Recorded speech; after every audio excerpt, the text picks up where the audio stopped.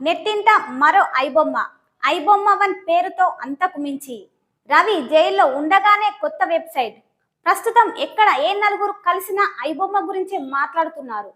సినిమాలను పైరసీ చేసి ఈ వెబ్సైట్ నిర్వాహకుడు ఇమ్మడి రవి పోలీసులు ఇటీవలే అరెస్టు చేయగా తాజాగా కోర్టు కస్టడీకి అనుమతించిన సంగతి తెలిసిందే. నిందితుడిని అరెస్టు చేయడంతో పాటు స్వయంగా అతడితోని వెబ్సైట్ను సైతం క్లోజ్ చేయించారు. అయితే అతడు జైల్లో ఉండగానే ఐబొమ్మను వన్ పేరుతో నెట్టింట మరో వెబ్సైట్గా ప్రారంభం కావడం సంచలనంగా మారింది. పేరు కాస్త వేరుగా ఉన్నప్పటికీ వెబ్సైట్ మాత్రం అచ్చుగుద్దినట్లు ఒరిజినల్ ఐబొమ్మ మాదిరిగానే కనిపిస్తుంది.